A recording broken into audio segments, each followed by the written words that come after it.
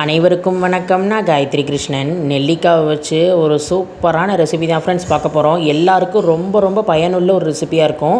வீடியோவை கடைசி வரைக்கும் எல்லோரும் ஸ்கிப் பண்ணாமல் பாருங்கள் ஃப்ரெண்ட்ஸ். வீடியோக்கு ஒரு லைக் கொடுத்துட்டு மறக்காமல் சப்ஸ்கிரைப் பண்ணிக்கோங்க. இந்த ரெசிபி பண்ணுறதுக்கு பாருங்கள், இந்த சைஸில் 4 நெல்லிக்காய் எடுத்து வச்சுருக்கோம். இப்போ இந்த நெல்லிக்காவை வாஷ் பண்ணிவிட்டு காட்டன் கிளாத்தை வச்சு நல்லா தொடச்சிட்டு இப்போ இதை வந்து நம்ம துருவி எடுத்துக்க போகிறோம். பாருங்கள், நான் வந்து இன்றைக்கி இந்த சைஸ் துருவல் எடுத்திருக்கேன். இதில் தான் இப்போ நான் துருவி எடுத்துக்க போகிறேன். துருவி முடிச்சுட்டு காட்டுறேன்.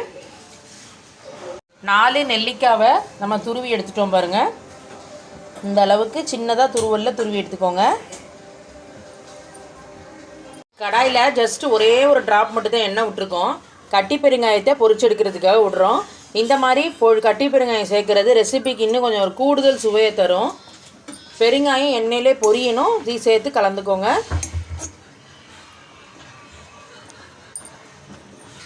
பெருங்காயம் இந்த அளவுக்கு பொரிஞ்சதும் இப்போ இதில் பாருங்கள், 1.5 ஸ்பூன் உளுத்தம்பருப்பு சேர்த்துக்கலாம், 1.5 ஸ்பூன் கடலைப்பருப்பு, 1/2 ஸ்பூன் மட்டும் தனியா சேர்த்துக்கிறோம், 4 வரமிளகா. எடுத்துக்கிற நெல்லிக்காவை பொறுத்து நீங்கள் இன்க்ரீடியன்ட்ஸ் வரமிளகா எல்லாமே உங்கள் காரத்துக்கு ஏற்றவாறு கூட குறைச்சி பார்த்துட்டு சேர்த்துக்கலாம். பருப்பெல்லாம் செவக்க வறுபட்டு வரட்டும், சேர்த்து கலந்துக்கலாம். மிளகாயும் கொஞ்சம் ரோஸ்ட் ஆகணும். பருப்பெல்லாம் செவக்க வறுபட்டு வந்தாச்சு, மிளகாயும் கொஞ்சம் ரோஸ்ட் ஆகிடுது. இந்த டைமில் நம்ம இதில் 1 ஸ்பூன் வந்து வெள்ளை எள்ளு சேர்த்துக்கலாம். நீங்கள் கருப்பு எள்ளு இருந்ததுன்னா நீங்கள் அதுவும் யூஸ் பண்ணிக்கலாம்.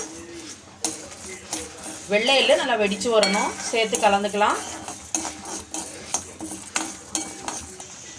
எள்ளு நல்லா வெடித்து வருது பாருங்கள். இந்த டைமில் நம்ம லாஸ்ட்டாக கொஞ்சம் கருவேப்பிலையை சேர்த்துடலாம். கருவேப்பிலையோடு சேர்த்து கலந்துப்போம்.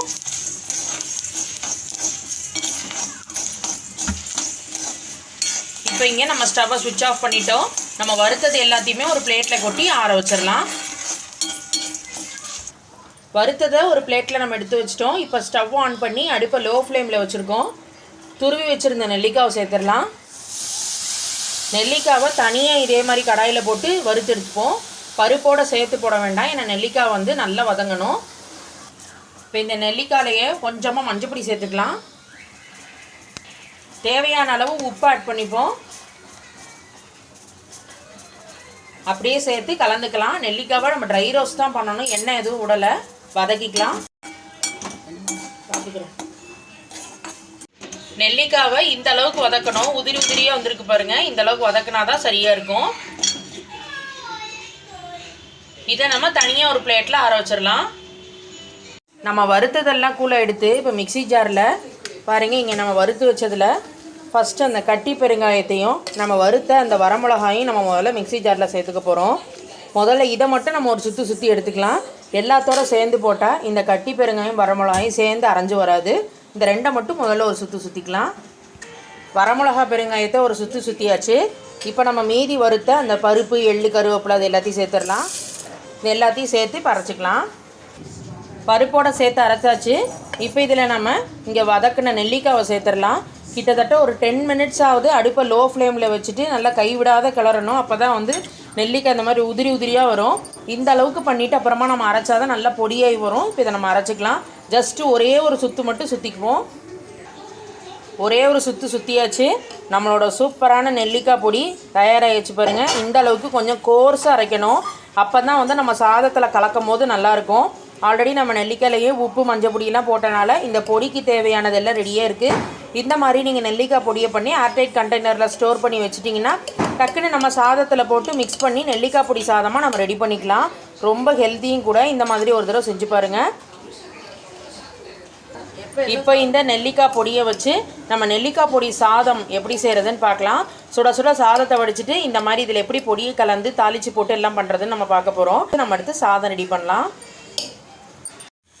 கடாயில் 2 ஸ்பூன் எண்ணெய் விட்டுருக்கோம். ஹீட் ஆனதும் ஃபஸ்ட்டு நம்ம வேர்க்கடலை சேர்த்துக்கலாம். இது வந்து பச்சை வேர்க்கடலை நல்லா வறுத்து எடுத்துக்க போகிறோம். வறுத்த வேர்க்கடலைன்னா நீங்கள் அதோடய கடுகு உளுத்தம்பருப்பு எல்லாத்தையும் ஒன்றா போட்டே வறுத்துக்கலாம். இப்போ இது கொஞ்சம் வறுபட்டு வரட்டும். ஒரு 1 ஸ்பூன் சேர்த்துருக்கோம் வேர்க்கடலை. எடுத்துக்கிற சாதத்தை பொறுத்து பார்த்துட்டு சேர்த்துக்கலாம். வேர்க்கடலை கொஞ்சம் வறுபட்டு வர ஆரம்பிக்குது. இந்த டைமில் நம்ம கடுகு சேர்த்துக்கலாம். உளுத்தம்பருப்பு, கடலைப்பருப்பு ஆட் பண்ணிக்கலாம், பெருங்காயம்,